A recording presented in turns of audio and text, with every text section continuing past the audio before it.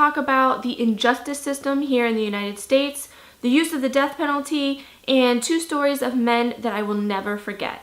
There are currently over 2.3 million people incarcerated here in the United States. The US has only 5% of the world's population, but 25% of the world's prison population. As of January 1st of this year, 2016, 2,943 of those people that were incarcerated were on death row.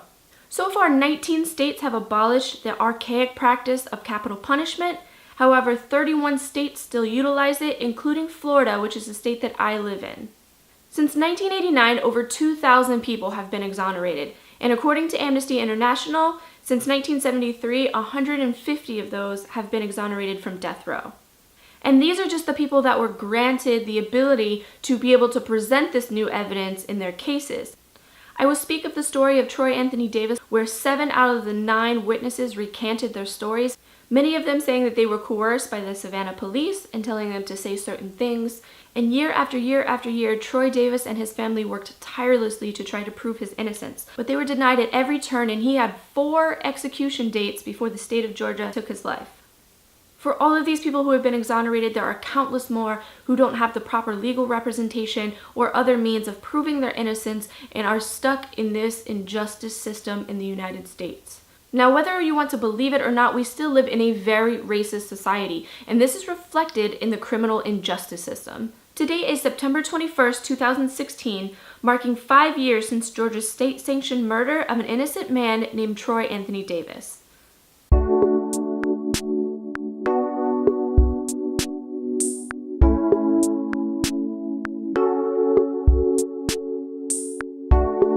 On September 17, 2011, the first day of Occupy Wall Street, I photographed a person at Bowling Green holding a sign saying that the state of Georgia was trying to murder an innocent man.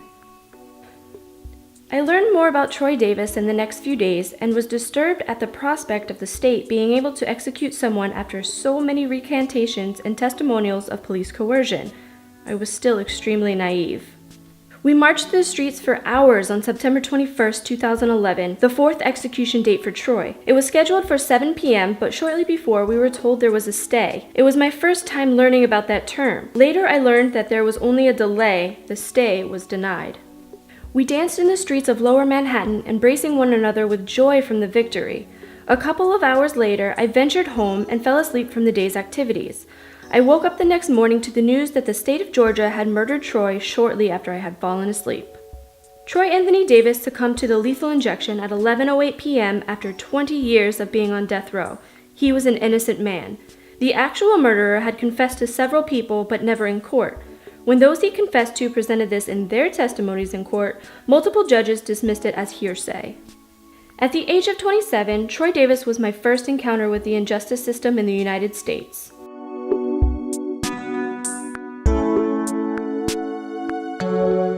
My second story is about the murder of Ramarley Graham on February 2nd, 2012 by racist NYPD officer Richard Haste.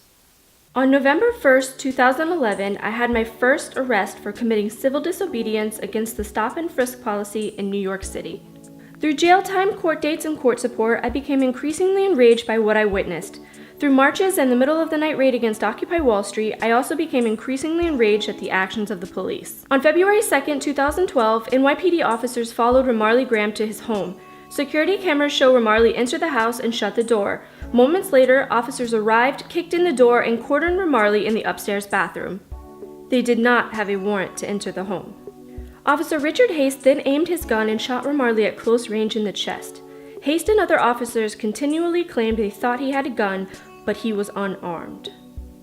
Ramarley's grandmother and then 6-year-old brother were home and witnessed the shooting. He was only 18 years old.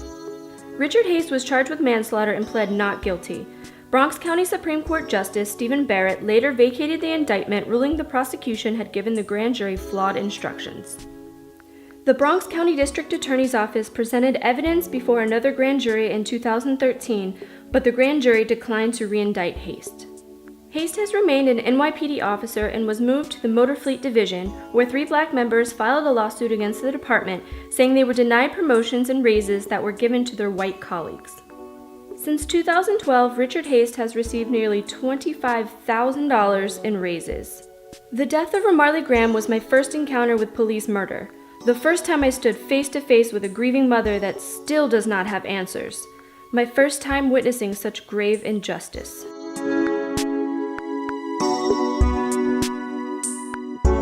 There have literally been thousands of more stories since these two took place. Thousands of mothers, fathers, family, friends, girlfriends, boyfriends, children crying because their loved ones have been kidnapped and held behind these walls in the jails and prisons of this country.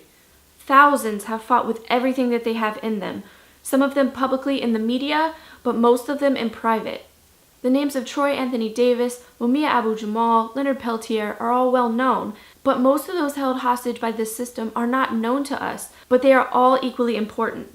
Step into any courtroom on almost any day in this country, and you will witness injustice. You will witness mostly poor, mostly black and brown men and women being arrested or fined for things that wealthy and or white men and women will never be arrested or fined for.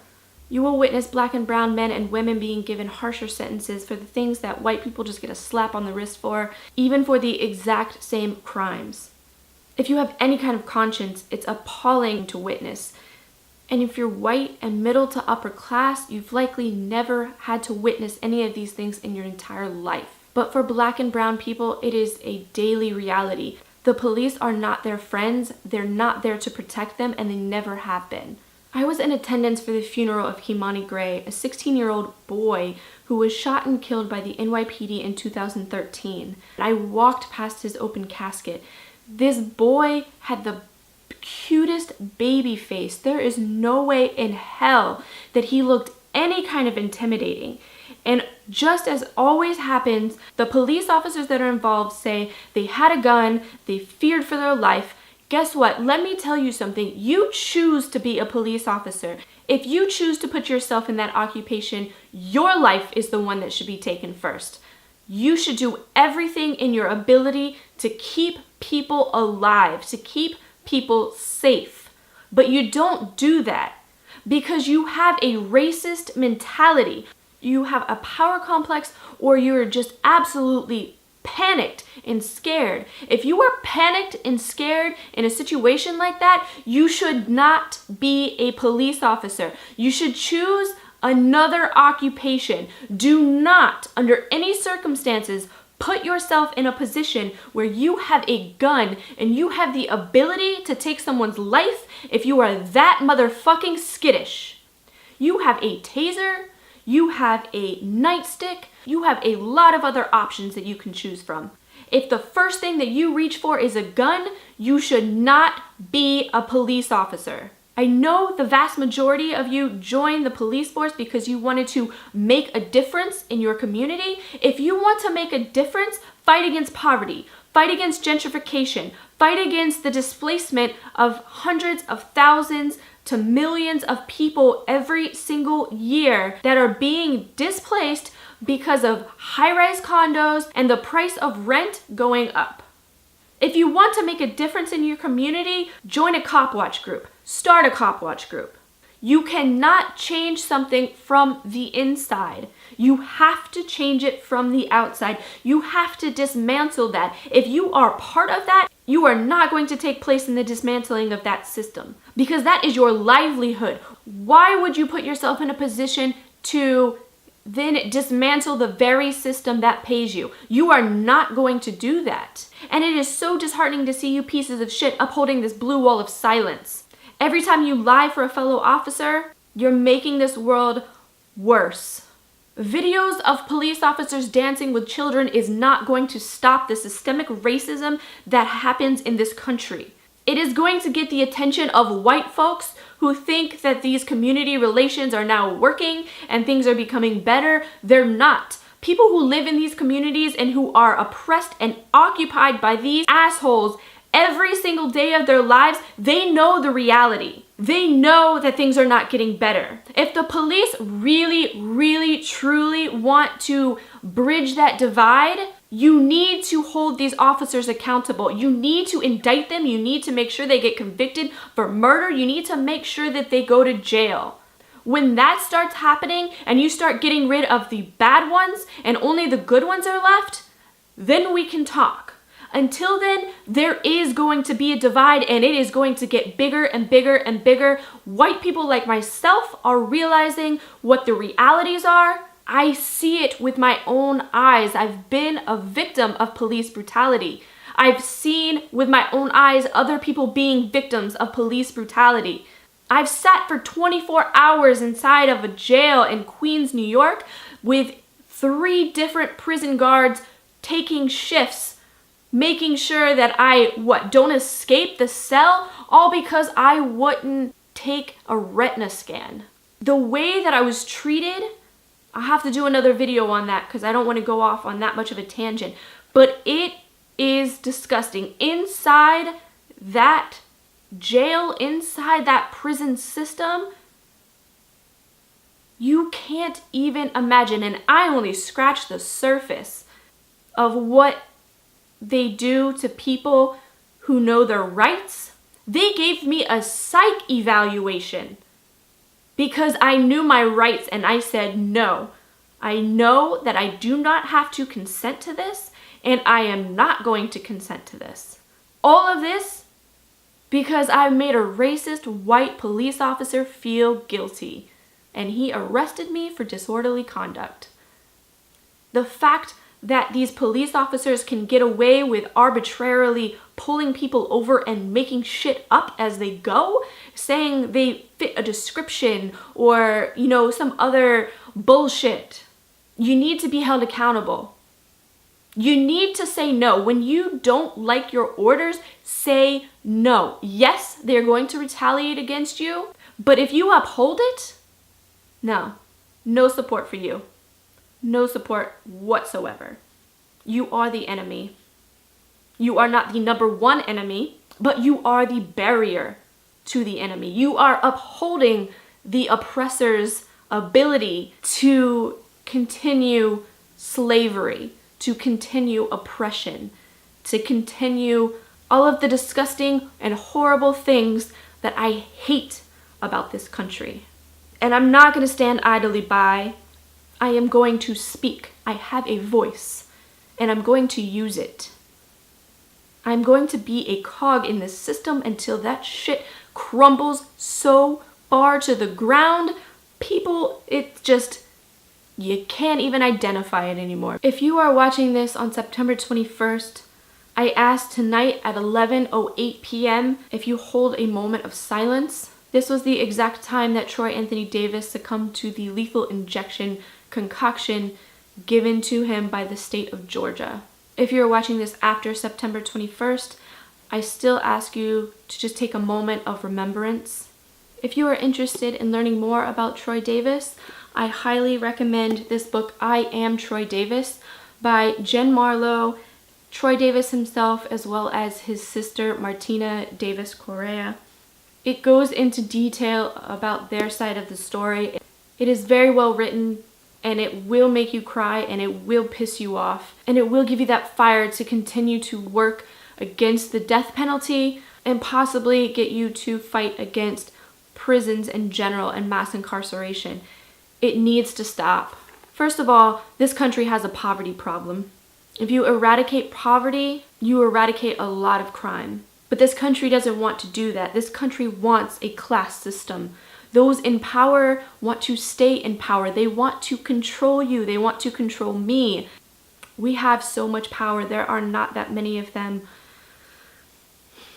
but there are so many of us. But until we collectively realize our power, it'll just be a few of us painted as crazy folk. We need you. We need your strength. We need your creativity. We need your voice. You have so much to offer. If you are currently for the death penalty, I ask you to reconsider your position. I ask you to do a little bit more research. Troy Anthony Davis, I believe in my heart, was an innocent man, and I believe there are so many more out there like him. There was so much doubt in his case, and they still executed him because he was a black man, and they had to get somebody for the death of a white police officer. I understand that if you have lost a loved one to murder, that you are in so much pain, but the murder of another individual is not going to solve your problem. It is not going to bring justice. I'll read you a quote. This is from the afterword, after the death of Troy Davis.